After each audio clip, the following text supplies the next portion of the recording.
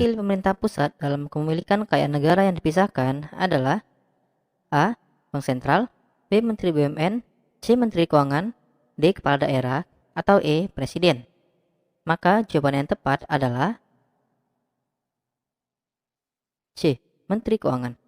Pasal 6 ayat 2 Undang-Undang Nomor 17 Tahun 2003 tentang Keuangan Negara, pemegang kuasa pengelolaan keuangan negara dikuasakan pada Menteri Keuangan selaku pengelola fiskal dan wakil pemerintah dalam kepemilikan kekayaan negara yang dipisahkan. Soal 2. Tentukan mana yang bukan merupakan bidang pengelolaan fiskal. A. Pengaturan nilai rupiah, B. Penganggaran APBN, C. Administrasi perpajakan, D. Perbendaharaan, atau E. Pengawasan keuangan negara. Maka jawaban yang tepat adalah A. Pengaturan nilai rupiah. Pengaturan nilai rupiah merupakan bidang pengelolaan moneter. Soal 3. Semua pengeluaran harus dicantum dalam anggaran. Oleh karena itu, anggaran merupakan anggaran bruto, di mana yang dibukukan dalam anggaran adalah jumlah brutonya. Ini merupakan asas titik-titik dalam pengelolaan keuangan negara. A. Universalitas, B. Kesatuan, C. Spesialitas, D. Akuntabilitas, atau E. Profesionalitas. Maka jawaban yang tepat adalah B. Kesatuan. Baca juga asas pengelolaan keuangan negara lainnya, yaitu asas tahunan, universalitas, spesialitas, akuntabilitas, profesionalitas, proporsionalitas, keterbukaan, dan pemeriksaan keuangan. Soal 4. Berdasarkan ketentuan Undang-Undang Nomor 17 Tahun 2003 dan Undang-Undang Nomor 1 Tahun 2004, kewenangan organisering diserahkan kepada A. Kementerian Teknis masing-masing, B. Bank Indonesia sebagai pemegang rekening kas negara, C. Menteri Keuangan, D. Menteri Koordinator Bidang Ekonomi, E. Bapepam atau Otoritas Jasa Keuangan. Maka jawaban yang tepat adalah A. Kementerian Teknis masing-masing. Ordonasering merupakan kegiatan menguji, meneliti, dan mengawasi penerimaan dan pengeluaran negara. Pihak yang melaksanakannya disebut ordonator. Setelah berlakunya Undang-Undang Nomor 17 Tahun 2003 tentang Keuangan Negara dan Undang-Undang Nomor 1 Tahun 2004 tentang Perbendaharaan Negara, kewenangan ordonator yang mulanya ada pada Menteri Keuangan diberikan kepada Kementerian Teknis, sehingga Kementerian Teknis sepenuhnya memegang kewenangan pengurusan administratif ataupun umum. Soal 5. Pejabat yang memperoleh pelimpahan wewenang untuk mengambil tindakan-tindakan yang mengakibatkan adanya penerimaan dan atau pengeluaran negara disebut A. Mandat, B. Ordonator, C. Auditor, D. Obligator, atau E. Otorisator. Maka jawaban yang tepat adalah E. Otorisator. Otorisator adalah pejabat yang memperoleh pelimpahan wewenang untuk mengambil tindakan-tindakan yang mengakibatkan adanya penerimaan dan atau pengeluaran negara. Sementara ordonator adalah pejabat yang berwenang untuk melakukan pengujian dan pembebanan tagihan yang diajukan kepada kementerian negara atau lembaga sehubungan dengan tindakan otorisator, serta memerintahkan pembayaran dan atau menagih penerimaan yang timbul sebagai akibat pelaksanaan anggaran. Soal 6. Struktur APBN yang sekarang dilakukan oleh pemerintah adalah A. Penerimaan dalam negeri, penerimaan luar negeri, pengeluaran rutin dan pengeluaran pembangunan, B. Anggaran rutin dan anggaran pembangunan, C. Anggaran pendapatan, anggaran belanja, dan pembiayaan, D. Anggaran pusat dan daerah sehubungan sentralisasi dan desentralisasi, atau E. Anggaran pendapatan, beban, dan belanja modal. Maka jawaban yang tepat adalah C. Anggaran pendapatan, anggaran belanja, dan pembiayaan.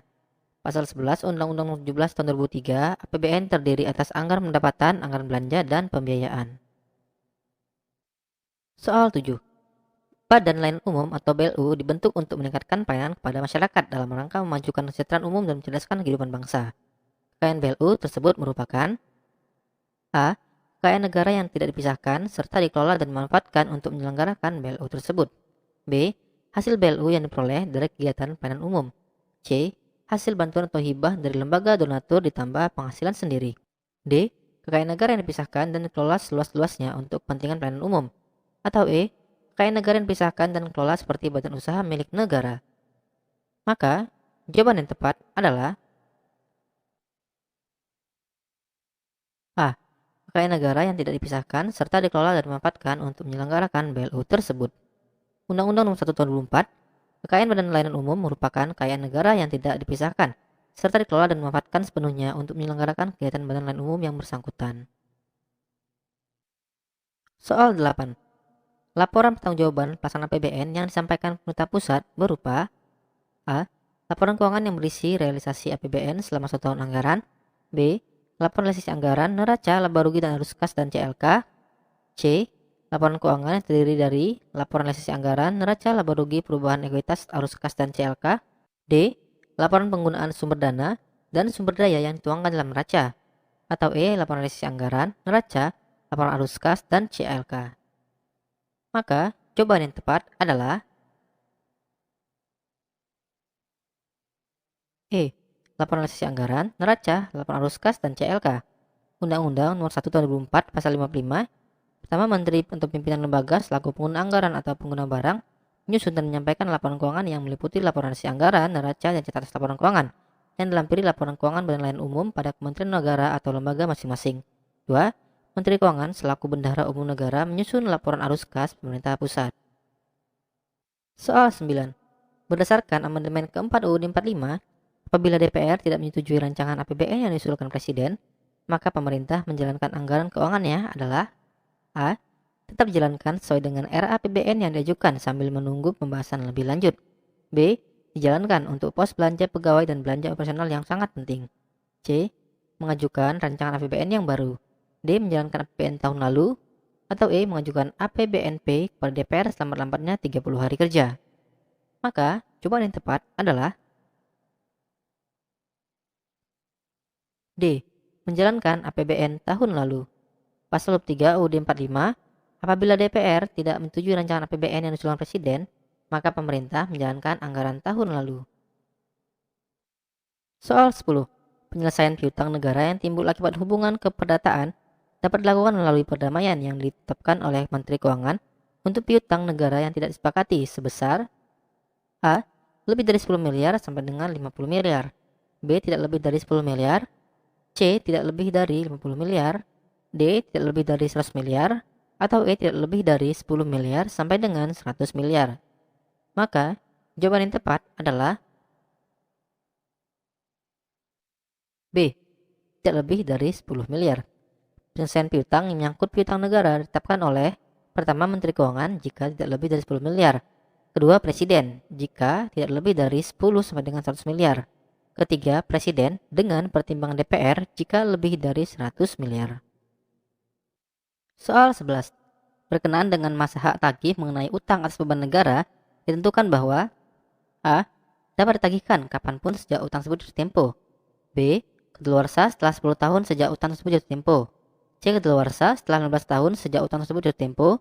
D. Kedaluarsa setelah 5 tahun sejak utang tersebut jatuh tempo. Atau E. Kedaluarsa setelah 3 tahun sejak utang tersebut jatuh tempo. Maka jawaban yang tepat adalah D. Kedaluarsa setelah 5 tahun sejak utang tersebut jatuh tempo. Hak tagih mengenai utang atas beban negara atau daerah kedaluarsa setelah 5 tahun sejak utang tersebut jatuh tempo kecuali ditetapkan lain oleh undang-undang. Soal 12. Untuk pengadaan ATK senilai 9.500.000, tanda bukti perjanjian yang tepat adalah A. Bukti pembelian. B. Kwitansi. C. Surat perintah kerja atau SPK. D. Surat perjanjian. Atau E. Tanda terima barang atau jasa. Maka jawaban yang tepat adalah A. Bukti pembelian. Bukti pembelian atau pembayaran maksimal 10 juta. Kwitansi penggunaannya maksimal 50 juta. SPK atau surat perintah kerja untuk jasa konsultan maksimal 100 juta. Barang jasa minimal 50 juta, maksimal 200 juta. Serta untuk SPK konstruksi maksimal 200 juta. Sementara untuk penggunaan surat perjanjian untuk pengadaan barang atau konstruksi atau jasa lainnya minimal 200 juta. Serta jasa konsultasi minimal 100 juta. Untuk penggunaan surat perjanjian tidak ada batas maksimal. Soal 13. Kwitansi yang digunakan untuk pengadaan barang atau jasa kontrak diperbolehkan dengan nilai sampai dengan A. 10 juta, B. 50 juta, C. 100 juta, D. 250 juta, atau E. 5 juta. Maka jawaban yang tepat adalah B. 50 juta rupiah. Sudah jelas ya bahwasanya untuk kwitansi maksimal 50 juta rupiah. Soal 14. Dari pernyataan bawah ini, manakah yang merupakan bentuk pengendalian internal akuntansi untuk pembayaran kas? A. Cek haruslah ditantangani oleh controller dan paling tidak oleh seorang pegawai lainnya. B. Cek haruslah diberikan nomor urut yang berurutan dan urutan nomor tersebut haruslah dihitung oleh yang membuat rekonsiliasi bank. C. Cek dan dokumen pendukungnya haruslah dibubuhi cap dengan telah dibayar segera setelah cek tersebut diterima kembali bersamaan dengan laporan bank. D.